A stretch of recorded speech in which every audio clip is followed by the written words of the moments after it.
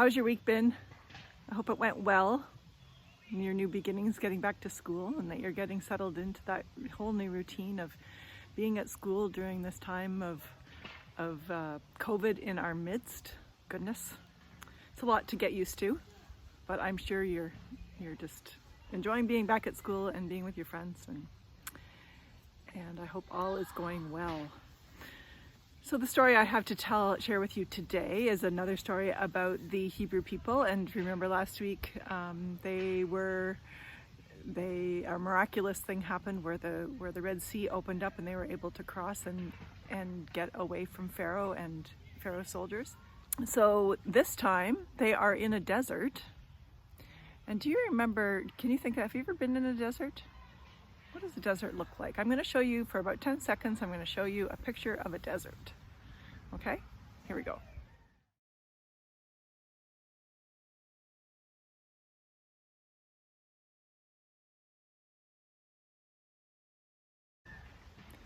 So what did you see there?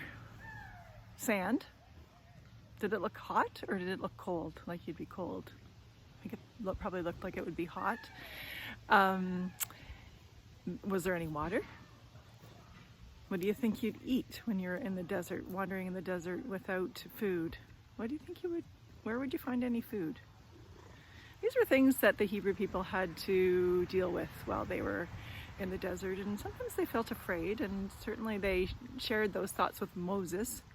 Poor Moses always seemed to be getting the brunt of the complaining. Lots of people would complain to Moses about how things were going. Maybe you complain to your parents when things don't feel quite right. And so the Hebrew people were complaining to Moses about this because he was leading them. And so the story is about, again, how the Hebrew people realize that God is with them and they're reassured about God being with them. And it's about how they find food in the desert. So I'm going to share that with you now, and I will leave it here, and we'll talk to you again next week. All right, bye-bye.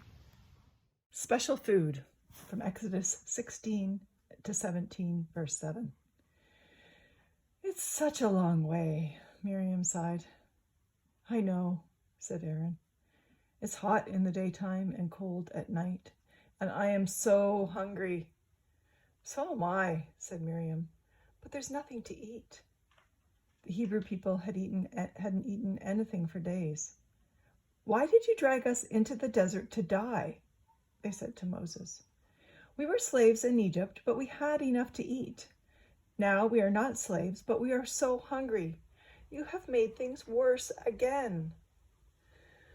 Believe me, said Moses. God got us out of Egypt. God will give us food. Sure enough, in the evening, a whole flock of birds flew into their camp. The people caught them and cooked them for food.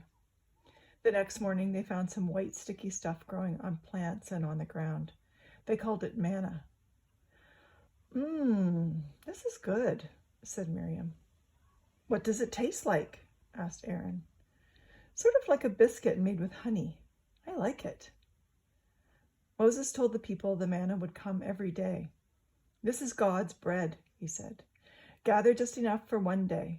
Except on the 6th day, gather twice as much, because the 7th day is our Sabbath, a day of rest.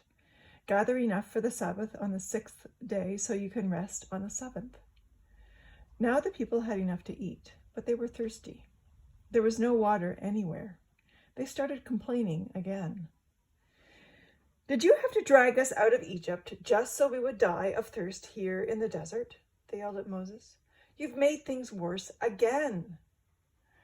So Moses asked God, what am I supposed to do? They are ready to kill me. God told Moses to walk out into the desert. Go to a special rock that I'll show you. Hit it hard with your walking stick. Moses did what God told him to do. Clean, pure water came running out of the rock. Then Moses said to the people, God is with us. Remember that. God is with us. We are God's people. But the people didn't always remember. It's hard to remember that God cares about you when you're hungry and thirsty and tired and hot and homesick.